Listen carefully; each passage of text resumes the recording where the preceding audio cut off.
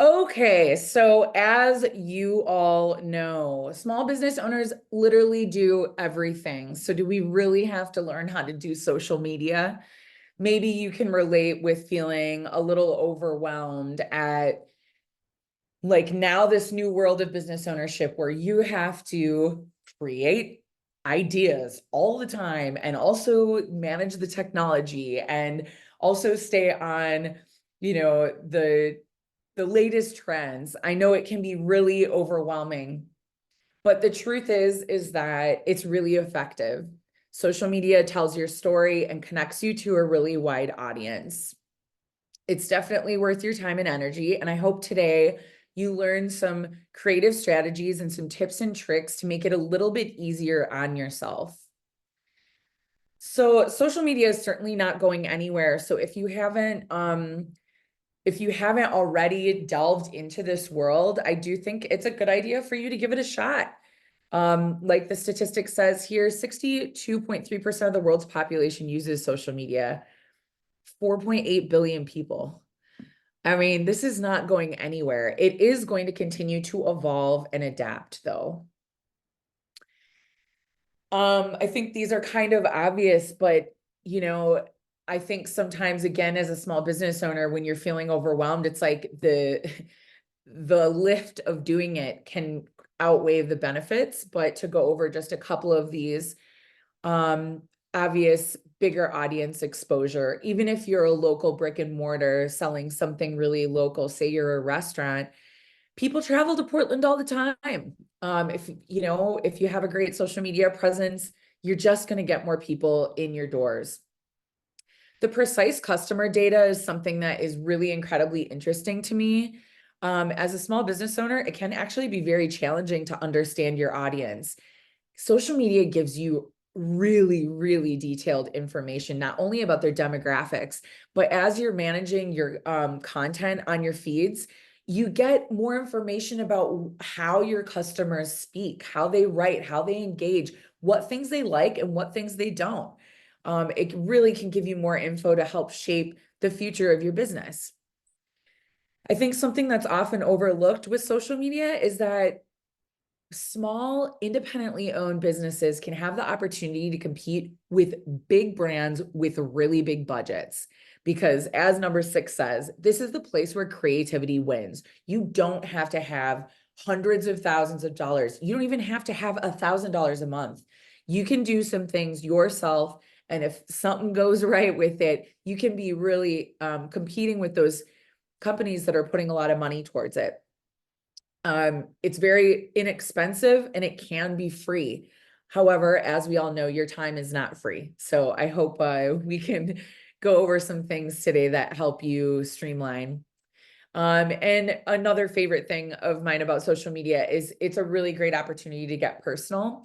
And, as globalization continues to spread and as we step further and further into late stage capitalism, um, people need the connection. As consumers are more educated, they want the connection to you and your products and your business districts and all of the people that are coming together to make things happen. So let's get creative. Well, but hold on. First, what kind of business do you have? I'm going to stop sharing for a second, and I would love to just um, popcorn a little bit. And if you want to share, if you want to put in the chat box what your business is, I'd love to get an idea of who is here today because I'd like to use some of your businesses as examples. Um, so who has a small business or a business district? All right, Lori, Hip Chicks Do Wine. That is such a fun business to do marketing and social media for sure. Who else? I know there's more people here than this. All right, a mobile coffee cart. Awesome. Welcome, Winnie. Thank you. Nikki from St. John Center for Opportunity. Cool. Glad you're here to learn more about social media. Side Quest Escape Games, a mobile escape room. Cool. So it's like an app. That's really neat. A business association, Northeast Industrial Business Association. Glad you're here, Daniela. La Spina Designs, custom apparel. Okay, Tyler. So with the escape games, a physical escape room trailer. Okay, mobile, not like cell phone. That's really cool. That's a really cool business idea. So you can pull up at parties and stuff like that, or do street fairs or things. That's cool. Glad you're here. Laurel from the Midway Business Association, Jeremy from Jade District, which obviously has a ton of restaurants, bakeries, and some retail spots. Awesome. Thank you, everybody. I'm really glad you're here and glad to know a little bit more about what you're doing. I'm going to go back into the presentation. Okay, so before we get into creative ideas, let's talk about the platforms and which are best, because depending on your business, different platforms are going to work better. And a pro tip starting out is first of all, I think as a small business owner, you should own all handles on all of these platforms. So get them. If you have a name, it's like your trademark, get them across the board. It's good for SEO, even if you're not active. Just having a link to your website on Instagram, TikTok, Twitter. I just can't even commit to calling it X yet. This is just bizarre to me. Facebook, LinkedIn, YouTube, and Pinterest, just having these and then putting in like the description or the bio, a link to your website is going to really help your SEO. So you should get all of them, but you should not attempt to go across all platforms to start. All the different platforms have different purposes, as you can see in this slide here. Instagram, really good for visual storytelling. Also, the audience tends to be millennials and Gen Z folks. On TikTok, the short form video content is really the focus there. Formerly Twitter is really good for real-time engagement and trending conversations. Facebook is an all-inclusive hub, but tends to have an older audience. LinkedIn is really good for the professional presence. If you have a B2B type business, this is a really good place to be. For business associations, this is a really good place to be. YouTube, obviously the video king. Educational content and demonstrations tend to be the most common. And then with Pinterest, if you have anything that's visually appealing, so for some of you with storefronts and stores selling product, it's a really good place to be. So I think we do have another webinar that I go a little bit more into how to manage these, but today we're going to talk about just different concepts. So these concepts can in some ways be done across different platforms, and I'll attempt to make sure to kind of tie it back to certain platforms, because doing short form video content on Pinterest is not really worth your time and energy. It's really not the place that people are going to do that. So it's an important piece to think about, before you're actually posting your content, is it appropriate for where you're going? So, okay, this is the fun part. Let's really get creative here with different ideas for how to drive social media and grow your business. So this is a really amazing baseline rule, the 80-20. This is a social media strategy that suggests 80% of your content should provide value to your audience, while 20% should promote your products or services. By following this method, you build trust and increase engagement and drive business results. I want to speak a little bit to what providing value means. Your audience, what do they care about? First of all, we're all people. So a general marketing rule is make them laugh, make them cry, make them ask why. All of those things provide value. If you're generating an emotional response out of somebody, maybe it happens to them in the right moment. You know how social media works. You're like, Yeah, I'll probably see Instagram things about social media strategy after this presentation. And if you're not listening in earbuds, you might see some content around that too. So, you know, if somebody is, say, going through a divorce and is having a really tough time and is going through some relationship stuff, if you own a company that, you know, offers therapy services, creating some content that taps into the emotional quality of what someone's going through at that time will literally become a part of the algorithm, just by what you're writing in the post, what captions you might have even in the video or in the content itself. And you know, that's just one example. Also, what industry are you in? You know, industry specific stuff is really interesting. A lot of times we have to educate our consumers on what we're doing and why we're doing it. So, you know, making people laugh is, I think, always a value. Like you know, we live in a really intense time, and I think a little bit of humor can really go a long way. Okay, so I'm going to go through 2 slides of a lot of different creative ideas for that 80%. Infographics, like I was saying, are a really awesome way to engage your community. And I guess too, before I even really dive into this, it's a great idea to maybe choose a couple of these ideas. Like, you don't need to be spinning your wheels creating something new.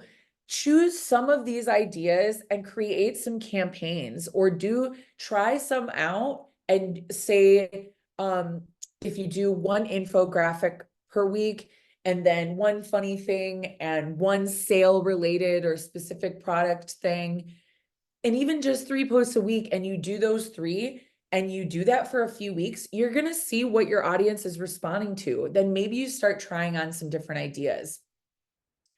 So, people love learning and we're all hungry for knowledge. So giving infographics about all kinds of different things related to whatever it is you're trying to engage in is really helpful. Industry related stuff is awesome too.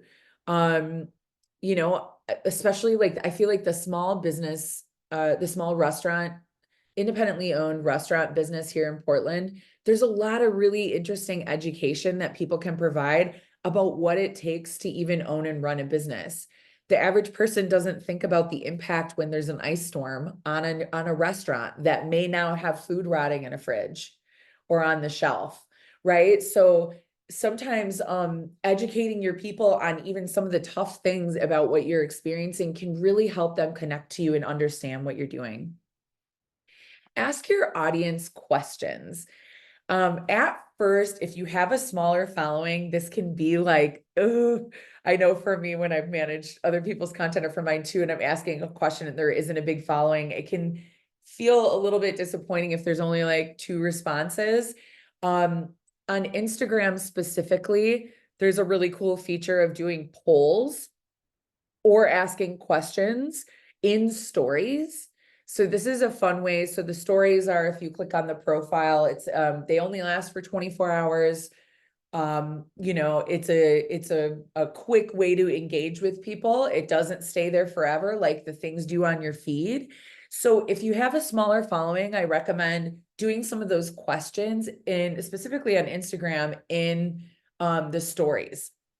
This is a way that you can really get people engaging, and this boosts when your engagement is boosted, more people start seeing your profile, you get more followers. You see what I'm saying? Contests. This is really super fun. There's a lot of different ways to do contests. It doesn't necessarily even have to be giving away a prize. We're going to go into UGC, which is user generated content, a little bit later, but so a lot of these creative ideas actually stimulate the idea of getting your customers to create content, tag you, and you can then repurpose that content. So contests can be really super fun.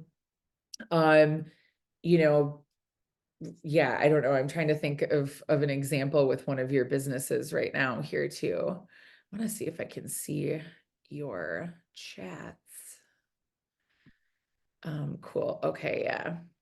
So for actually for the business associations, I think a cool contest idea is absolutely around some kind of discount on membership or maybe some additional marketing package. When businesses are becoming members of your association, I noticed in my business association for a long time, there can be kind of this energy of like certain businesses get more attention than others do. And that is often because of how much they're engaging with the association. If you're the president of your business association and you own a business, you are helping, you have access to this tool to be doing that marketing, so I think doing contests specifically for business associations can be a really cool way to get like kind of equal opportunity for people to feel like they're getting a chance to engage. Repurposed content. This is, it can happen in a lot of different ways. If you're the type of business that has a blog, actually, I'm going to use Venture Portland for this example. We have our Wednesday newsletter, which is news. It has, business promotions. It's kind of like what week is going on, what is special that's happening, and then giving suggestions for different business districts and small businesses to support. I often repurpose that newsletter into a post that I'll make on our Instagram. This week, the newsletter that went out this morning was September events, and you can bet your booty that I'm going to be doing a post about September events. So, I put a lot of energy into doing the research and getting this longer post made. So why not turn it into something that's a little bit more abbreviated, tag some of the businesses, and then I really just post the links. So I don't have to write a lot in the post. It's more about just tagging businesses, letting them know that they're getting press, and also sending everybody back to our website, which inevitably you want to be sending your customers and your audience to your website or to the place where they can go to make purchases or take action with you. Contest for a nonprofit. Let me see what okay, for St. John Center for Opportunity. Yeah, so contest ideas for nonprofits. Well, nonprofits often do fundraising efforts. And I think like I'm thinking about the Park Rose Educational Foundation. I've been involved with them for a long time.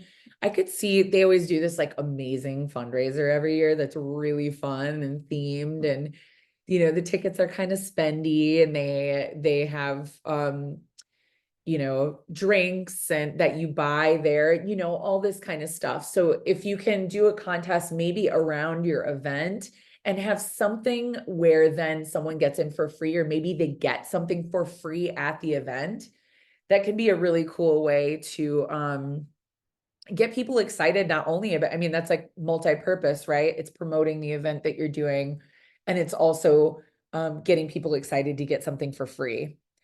I don't know if I hope that's helpful. If I think of some others, I will get back to you. Reviews and testimonials. That's pretty obvious. All of us are doing really great work in a lot of different ways. There are people who love the things that you're doing. Ask your people to write something for you. This can be really easy as well in Canva. If you don't know about Canva, it's an online graphic design tool that's really user-friendly.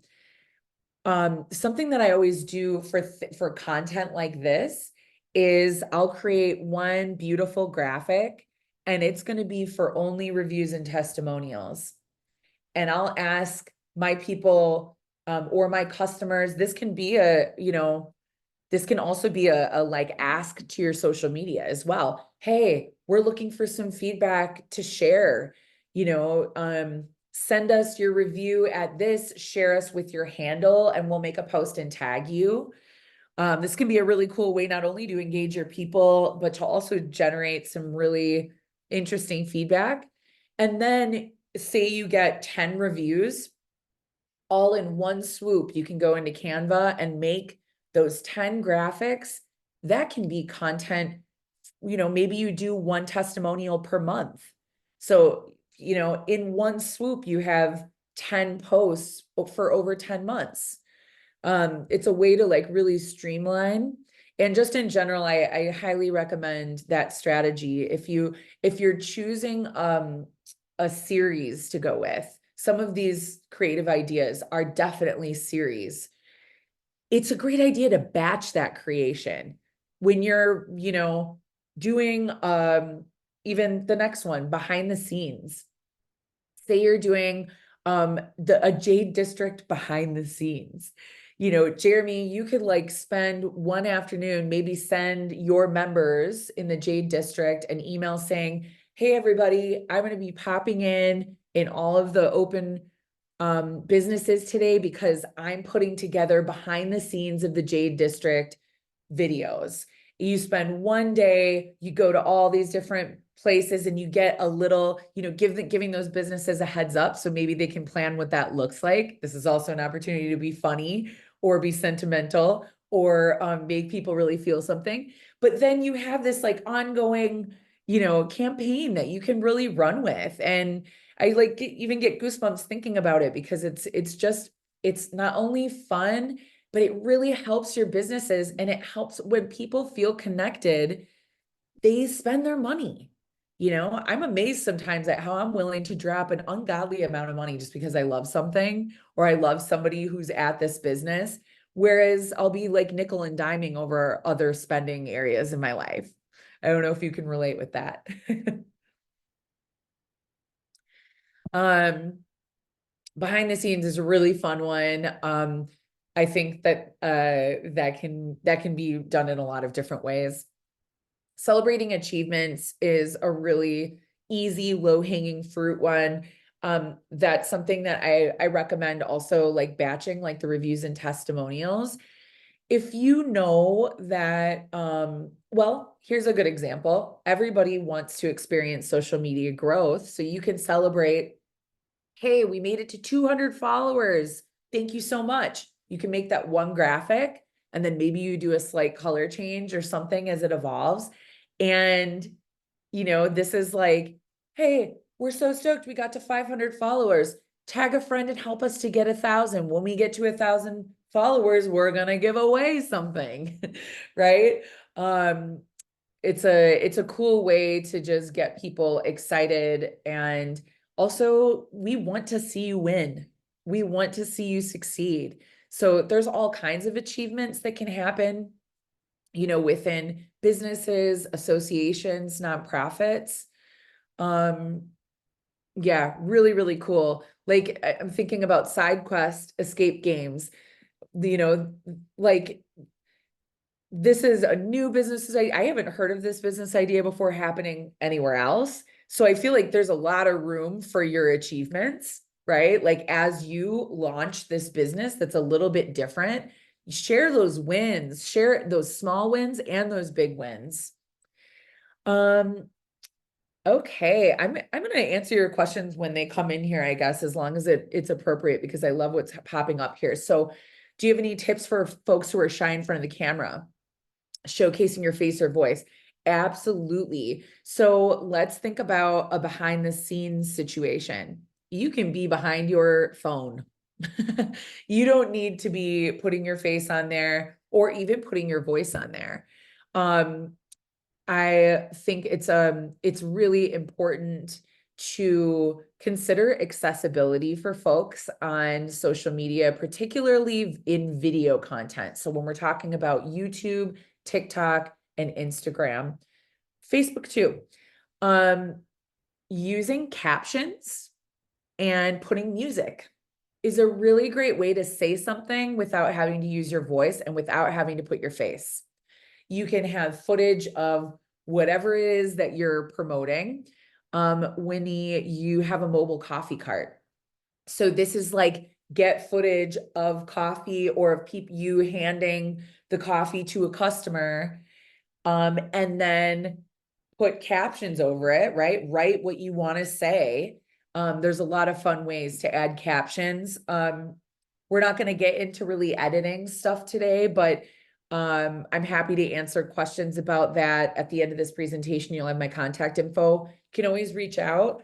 But it can be really, really helpful to, people, a lot of times, like, people are in a situation where they can't have on their audio, or for folks who are hard of hearing, they're not hearing what you're saying anyway. So captions in general are just important to have on the actual video.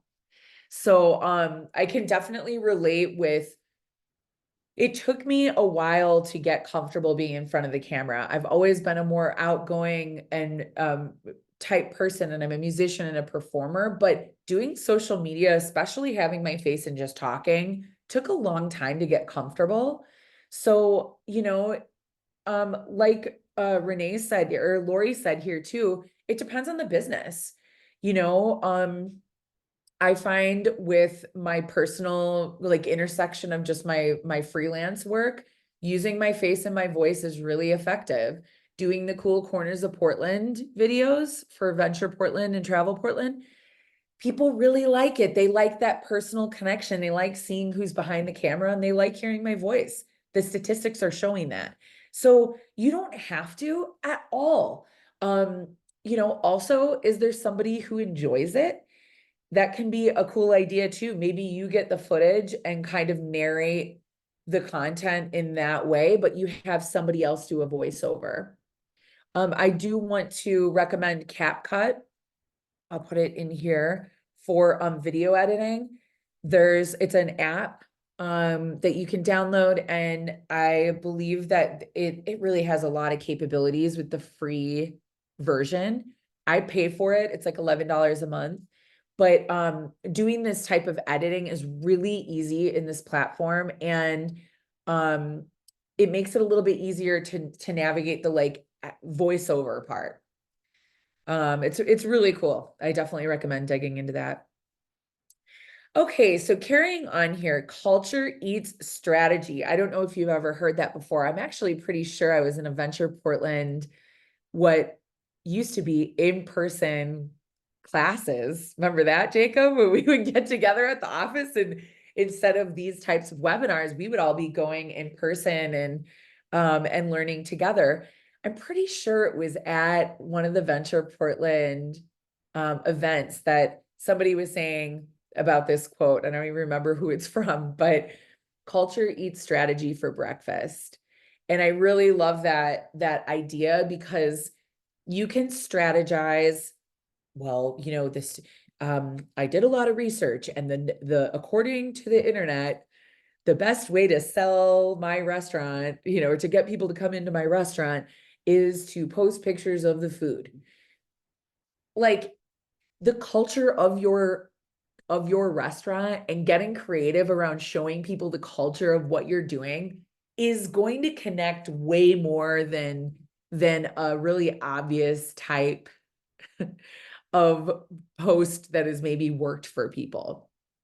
In general, I feel like with small businesses, people want to know the culture of who is making the things and selling the things. It's just really important. And I remember with the facilitator of that workshop that I was a part of, we were talking about nonprofits specifically. Nonprofits need culture to be the heartbeat of what they're doing to get people to volunteer for this. If people don't believe in what they're doing, they're not going to show up for it. So just in general, digging into the culture of your association, of your business, of your nonprofit is going to be effective. It just connects with people. We've talked a lot about humor. That's obvious. Keep that going forever. No, it does not matter what your business is. You can be funny. I guarantee you. Obviously, don't cross the line. Um, being funny can sometimes like offend people, depends, but I feel like that's a good strategy for really any social media challenge channel. Tips and tricks, depending on what you're doing, this is like this, you can get really creative with this one. I want to look back at your businesses here and see if I can think of something. So let's see here. So Hip Chicks Do Wine. This could combine like humor and tips and tricks. It'll be like tips and tricks to not spill your wine. Like you can get silly with this, get really silly, where it's like, sit next to a friend and then you like just show people leaning on each other. Or like, you can sit with your team and brainstorm a bunch of ideas there. But tips and tricks can be more like really kind of straightforward, say for the apparel company here. What is the name of that again? Lespina, for Lespina Designs. You could absolutely do tips and tricks for fashion. I follow a lot of those channels myself. That can be a really great way to go viral too. People are always looking for inspiration on how to style their clothes or how to repurpose things in their closet, or how to feel more comfortable in their body. So there's a couple examples there. Top 10 lists in general, top 10, top 5, this, top 20, whatever. Apply it to the concept around what you're trying to generate engagement with and run with it. As you can see, I mean, we're not even halfway through all of the suggestions that I have here for just some creative ideas. This is like it's so easy. What I used to feel like was so hard as a small business owner, which was coming up with the ideas. How do I know what to post? Oh, I'm so tired of coming up with something to post every day. These lists, quotes, tips and tricks, infographics, reviews, testimonials, all of those are like, make a Canva thread of it, whip out a whole bunch of them, and you've got a boatload of content that you can sprinkle throughout your feed. And this can really make it easy when, like, maybe on a day that you're like, oh God, I don't know what I should post right now, but I haven't posted in a few days and I know I want to get something up there. If you have a bunch of tips and tricks and lists of fun things prepared, gosh, you just have something to grab from. So quotes is an obvious one. This is like another way to bring in humor or bring in more like emotional qualities too. For a business association, get quotes from your business owners, quotes about the district, maybe not even about the association, right? Getting quotes from the owners of all the businesses in your membership. That is a great way to cross promote. You can batch that content, create a whole bunch at once, and it's helping people connect to why you're doing the work that you do. So it's like checks so many different boxes. Faces and places. I just put that kind of general one down because this could be applied to whether you're a business association or a business. Say I think about Cargo, or let's use Urbanite. Actually, that's a business in Central Eastside. Urbanite has 54 local Portland-based, I think, maybe not Oregon, but I think it's Portland-based vendors. So faces and places, for them, it could be creating one post for every vendor, and it's like the face behind that brand and sharing a little bit about those people that they're selling, at their store. In the business association, faces and places of the Northeast Industrial Business Association.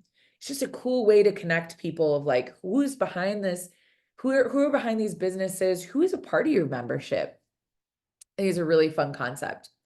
Okay, UGC, this one is super juicy. And for me as a business owner, this was a really big game changer for us when we started doing campaigns to generate user-generated content. Here's an example of that.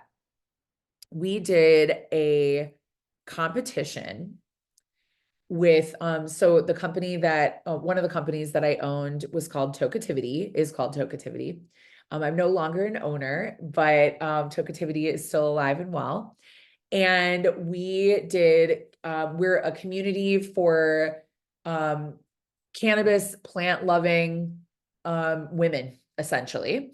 And we worked with brands that were doing cannabis related things for women, which is like CBD facial products. You know, we're not doing get super stoned stuff. And this made it a little bit challenging for us to create content because nobody was really quite doing this at the time that we started doing it. So we started running these types of campaigns that really engaged our audience and just created a boatload of content for us. We did a contest with a cannabis company, and it was a recipe contest. The whole point of it was submit your recipes that should be made into an edible and post it, tag us, submit it, and then we're going to have a vote situation go on, and then the top ones are going to be posted. So I think you guys get the idea here, but we ended up having literally hundreds of recipes submitted with folks who were posting their recipe or their idea, tagging us. And oh my gosh, I mean, we were just so stoked about the way that, about how many new followers we got, how many new people found out about our business, and how inspired we were all by with everybody's unique content. We also did an art contest where somebody could design a marketing campaign or could submit their art inspired by Blue Dream, a certain strain, right? So that was, oh my gosh, I mean, we got so many submissions with that. People were posting their art, tagging us, tagging if they were using products from certain paints or whatever medium they were using too, they were tagging those businesses. It's just an awesome cross promotion. And then again, we had a whole bunch of content. You could do another campaign. I want to apply it to your businesses here in some way. Let's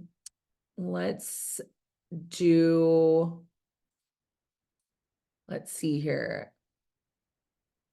I think like for the escape room, side quest escape games, user generated content there could be like, post a video of your face when you escape out of a room and tag us for a chance to win a free party package, right? And then you get a bunch of people like posting these funny short videos of like whatever. And this is where people start to get creative because they want to win. Maybe they end up doing some dance, or maybe they end up doing something, right? You don't know what they're going to do. That's the best part. When you kind of put it in your users' hands to get creative and create things and tag you for a chance to get something, you just, oh my gosh, you get so many cool ideas that come. So for nonprofits,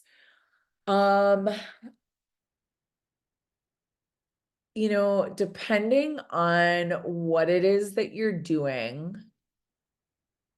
let me think for a second. I've worked with Historic Park Rose for a really long time. I think this is like even something more heartfelt, like, post a video on your feed sharing, or post a photo or a video telling us what you love the most about Park Rose.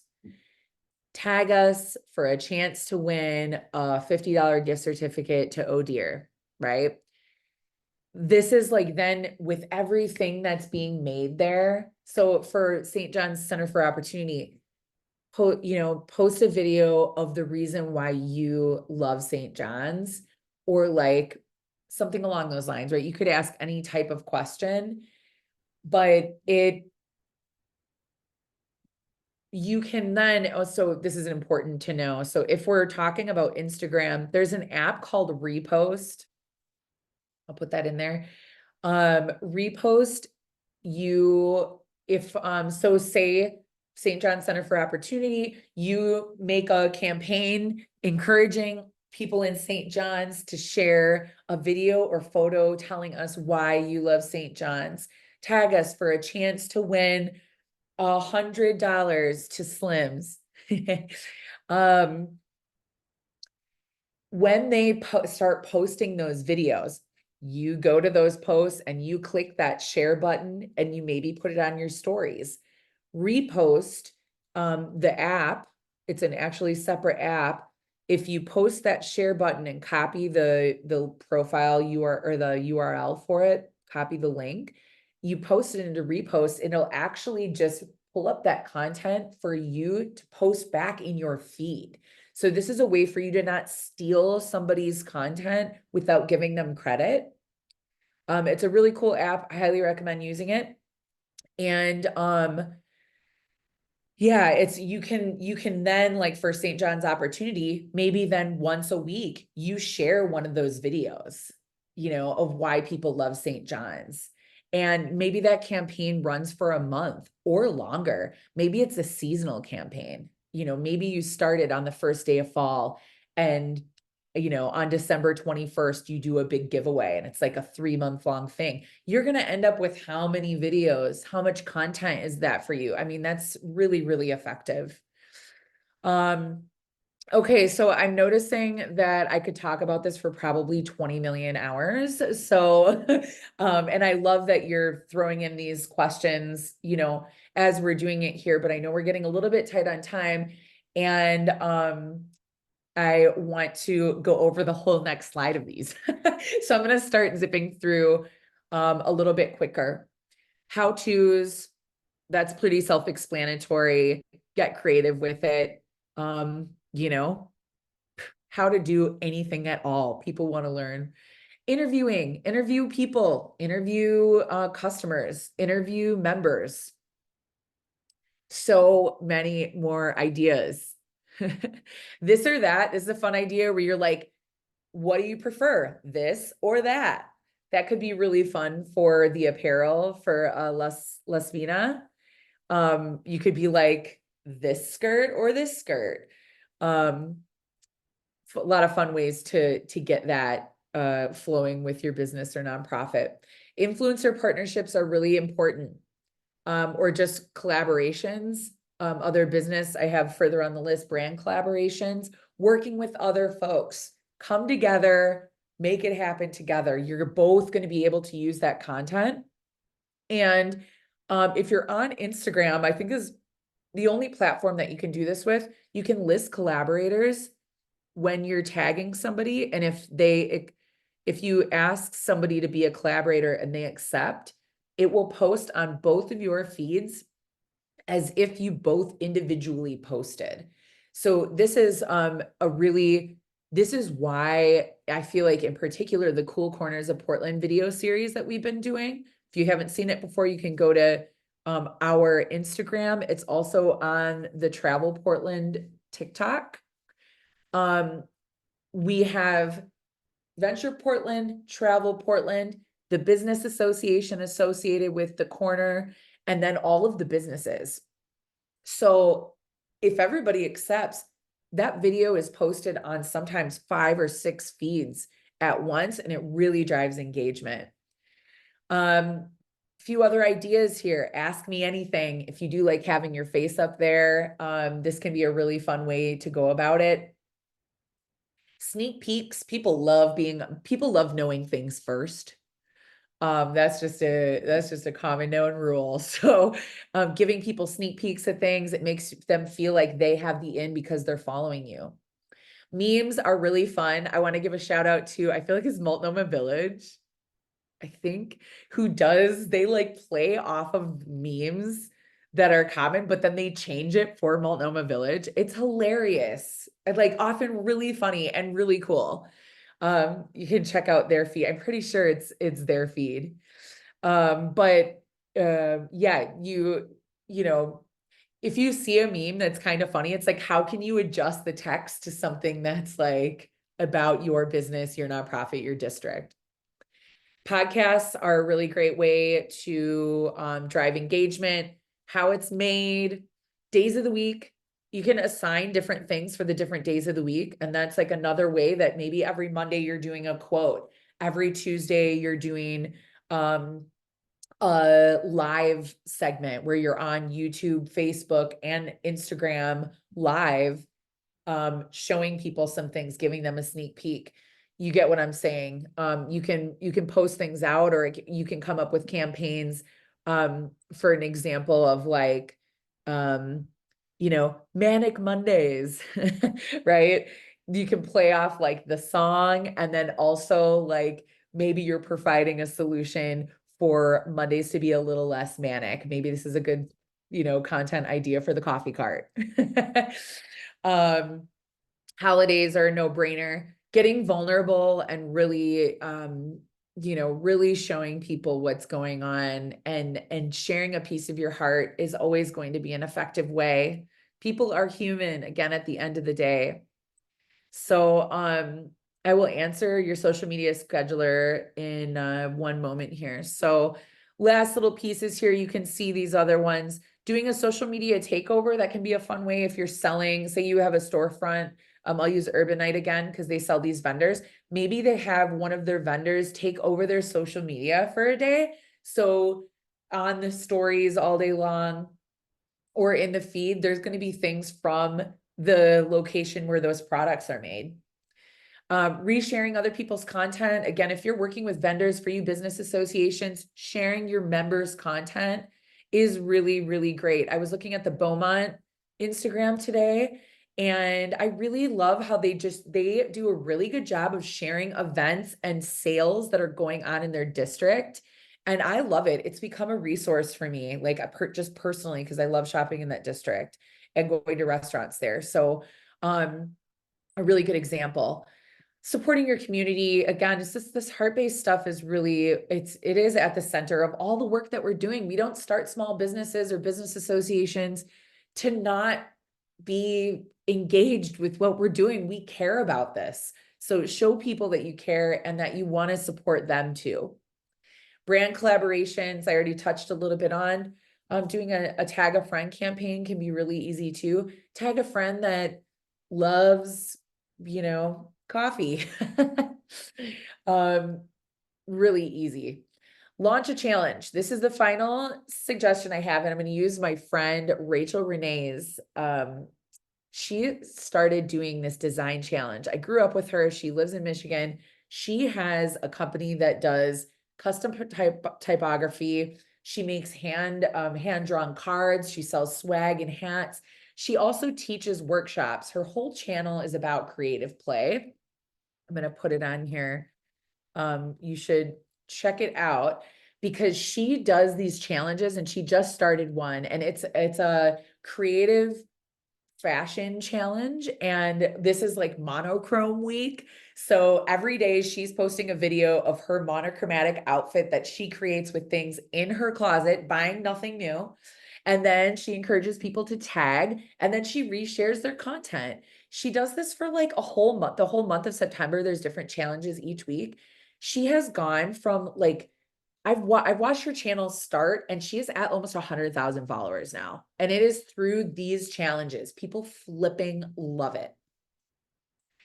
Okay, so we just brainstormed, I think, a lot of ideas for your businesses.